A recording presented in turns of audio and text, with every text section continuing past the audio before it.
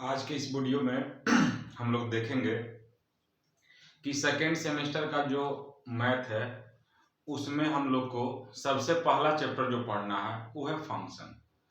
तो जो last video बनाए थे, इससे पहले जो वीडियो बनाए थे उसमें हम लोग देखे थे कि हम लोग का सिलेबस क्या है। तो उसमें देखे थे कि सबसे पहला चैप्टर हम लोग का फंक्शन है। तो फंक्शन को आज हम लोग शुरू करते हैं, लेकिन फंक्शन को डायरेक्ट शुरू करेंगे तो आपको समझने में प्रॉब्लम होगा। इसलिए फंक्शन से रिलेटेड कुछ बेसिक्स बात को पहले हम लोग समझ लेंगे जो फंक्शन को पढ़ने में काम देगा, ठीक ना। जो फंक्शन को पढ़ने में काम देगा या फंक्शन को बोले समझने में हेल्प करेगा, ठीक है। तो सारा बेसिक कॉन्सेप्ट को पहले हम लोग समझ लेते हैं, उसके बाद हम लोग, ठीक है, एक दो क्लास बाद फिर फंक्शन पे आ जाएंगे। ऐसा नहीं है कि फंक्शन नहीं है, फंक्शने को समझने के लिए इसको हम लोग पढ़ रहे हैं, ठीक ना। तो सबसे पहले थोड़ा सा फंक्शन का बैकग्राउंड देख लेते हैं, ठीक है। फंक्शन का बैकग्राउंड देख लेते हैं, ठीक ना। तो जैसे कि हम बताए थे कि कैलकुलस जो है, कैलकुलस में दो पार्ट होता है। एक होता है डिफरेंशियल कैलकुलस, डिफरेंशियल कैलकुलस, और दूसरा होता है integral calculus, integral calculus. Function का दो पार्ट है, डिफरेंशियल कैलकुलस और इंटीग्रल कैलकुलस। डिफरेंशियल कैलकुलस में हम लोग को function, function, limit, continuity, continuity, differentiation, differentiation, application of differentiation, application of differentiation, ठीक है। ये सब चीज के बारे में हम लोग को पढ़ना होता है, ठीक ना। और इंटीग्रल कैलकुलस में, इंटीग्रल कैलकुलस में indefinite integration, indefinite integration, integration, definite integration, definite integration, तीसरा नंबर में differential equation, differential equation, application, application of differential equation, application, application of definite integration. ये सब चीज के बारे में हम लोग को पढ़ना है। तो इसको पूरा जो पार्ट है इसको पूरा हम लोग को सेकेंड सेमेस्टर में पढ़ना है, और ये जो पूरा पार्ट है इसको हम लोग को थर्ड सेमेस्टर में पढ़ना है, ठीक ना। तो जब तक ये समझा हुआ नहीं रहेगा तब तक ये आपको समझने में प्रॉब्लम होगा, क्योंकि इसका प्रयोग हम लोग इसमें करने वाले हैं, ठीक ना। तो अब इसको समझने के लिए कहने का मतलब ये है कि अगर इंटीग्रेशन समझना है तो डिफरेंशिएशन आपको आना चाहिए, डिफरेंशिएशन समझना है तो कंटिन्यूटी लिमिट आना चाहिए, और ये बाकी हर चीज समझना है तो फंक्शन आना चाहिए। तो फंक्शन बहुत इंपॉर्टेंट हो जाता है, ठीक है, बहुत ही ज्यादा इंपॉर्टेंट है। तो फंक्शन के बेसिक्स को पहले हम लोग अच्छे समझ लेते हैं एक दो लेक्चर में, उसके बाद डायरेक्ट हम लोग सिलेबस शुरू कर देंगे। लेकिन सिलेबस को समझने के लिए ही समझो कि ये सब बता रहे हैं, ऐसा नहीं है कि सिलेबस में काम नहीं देगा, ठीक ना। सिलेबस अच्छे से समझ में आ, उसका क्वेश्चन को हम लोग अच्छे से बना सकें, इसके लिए हम लोग क्या कर रहे हैं, ये सब चीज को समझ रहे हैं, ठीक ना। तो देखो कैलकुलस हम लोग को पढ़ना होता है, सेकेंड सेम में आधा पढ़ना है, थर्ड सेम में आधा पढ़ना है। और कैलकुलस हमेशा किसके लिए पढ़ा जाता है, रियल नंबर के लिए।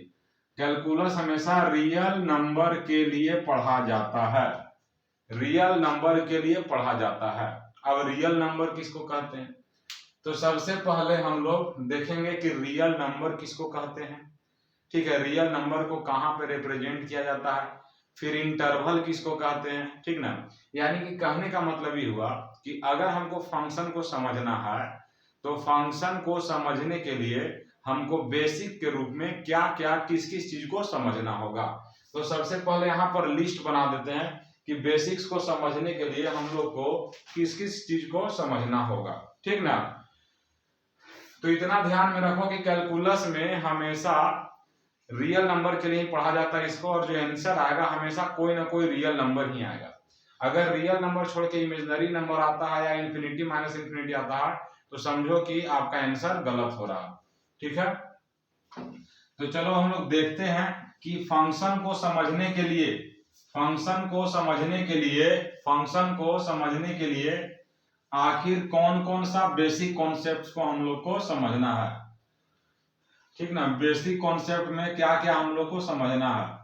तो बेसिक कॉन्सेप्ट का बात अगर करेंगे तो बेसिक कॉन्सेप्ट में सबसे पहले हम लोग को समझना है कॉन्सेप्ट ऑफ रियल नंबर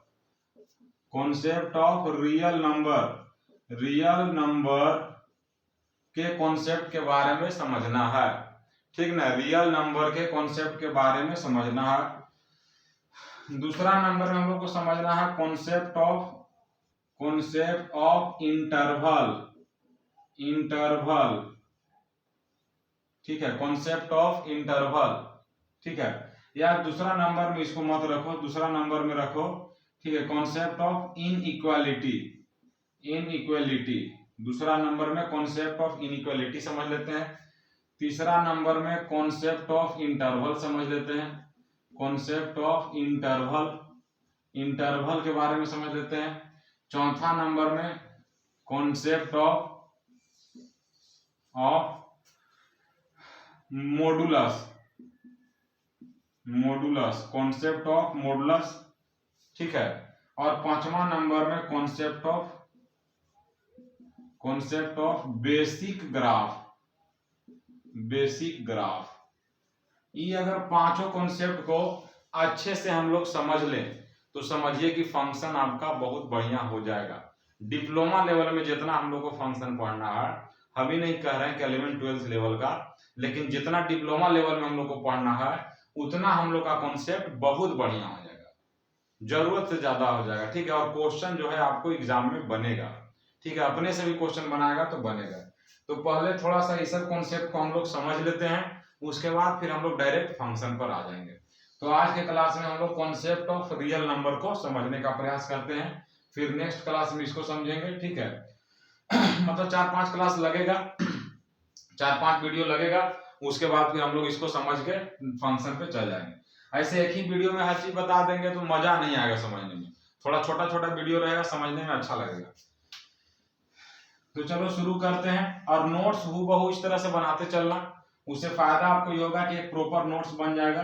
ठीक है, और कहीं फीस दे के पढ़ने का जरूरत नहीं है, मैथ बिल्कुल फ्री, एकदम लूट सको तो लूट लो ऑफर है। ठीक ना, लूट सको तो लूट लो ऑफर, एकदम बढ़िया समझिए। और अगर कोई डाउट होता है तो वीडियो देख के एक व्हाट्सएप ग्रुप तुम लोग खुद से क्रिएट कर लो। ठीक है, या जो मेरा नंबर है उस नंबर पे, ठीक ना, मेरा जो नंबर है 620 520 2069, इस पे मैसेज कर दीजिएगा। हम फर्स्ट टाइम का जो ग्रुप बना है उसमें हम ऐड कर लेंगे। कोई भी डाउट रहेगा आराम से क्वेश्चन भेज सकते हैं, नेक्स्ट वीडियो में या डाउट वाला सेशन में उस सारा क्वेश्चन को हम डिस्कशन के माध्यम से सोल्व कर देंगे। ठीक है, तो पहले देखते हैं हम लोग concept of real number. Real number किसको कहते हैं? ठीक है, तो वह संख्या जिसको संख्या रेखा पर रिप्रेजेंट किया जाता है, नंबर लाइन पर रिप्रेजेंट किया जाता है, उसको क्या बोला जाता है? ठीक है, रियल नंबर बोला जाता है। यानी कि जिस नंबर को हम लोग नंबर लाइन पर रिप्रेजेंट कर सकते हैं उस नंबर को, ठीक है, रियल नंबर कहते हैं। तो हम लोग 6ठे-7वां क्लास से पढ़ते आ रहे हैं कि रियल नंबर किसको कहते हैं। 7वां क्लास से तो कम से कम शुरू हो जाता, ठीक ना। तो the number which is present at number line is known as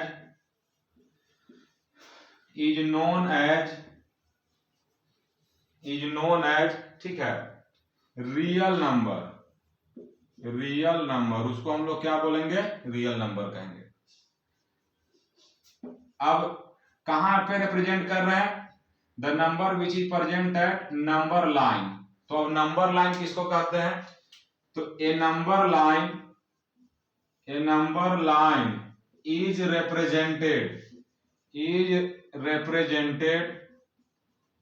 represented bye,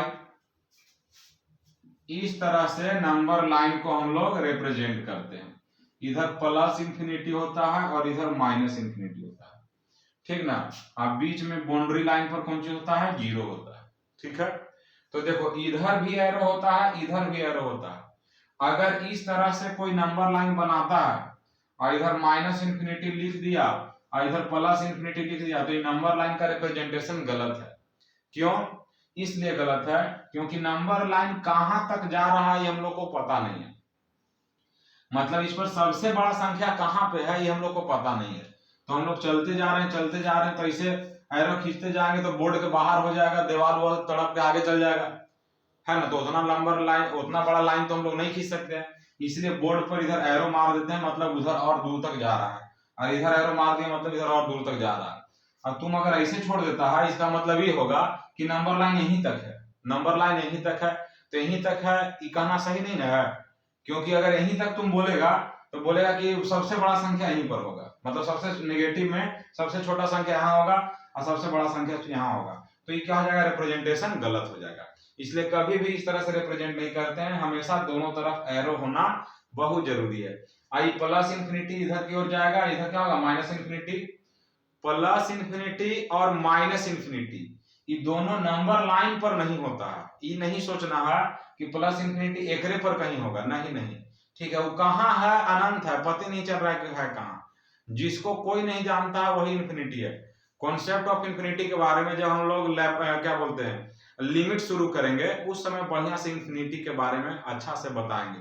अभी इंफिनिटी के बारे में बोलना उतना सही नहीं है, अभी नंबर लाइन को समझो। तो इस तरह से याद करिए, 7वां 8वां क्लास से तुम पढ़ते हुए आ रहा है किस तरह से नंबर लाइन होता है।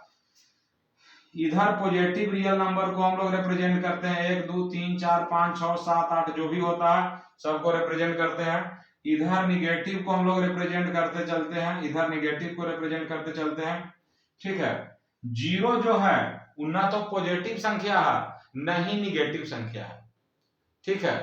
जीरो जो है नाइदर निगेटिव नॉर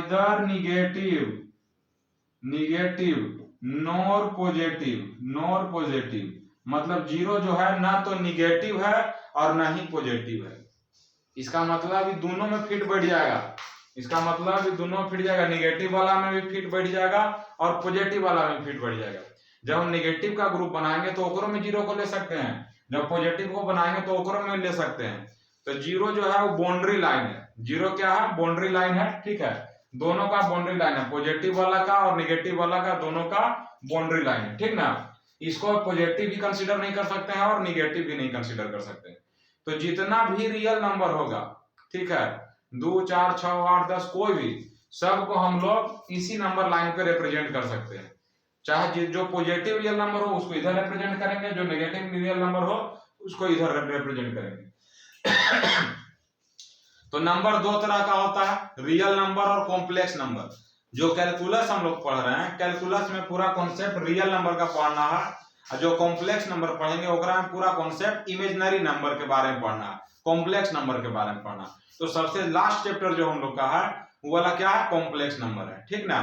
तो 5 गो चैप्टर तो टोटल है, जिसमें से 3 गो चैप्टर हम लोग का पूरा इसी का है, ठीक है। एक स्टैटिक्स है और फिर लास्ट में कॉम्प्लेक्स नंबर है।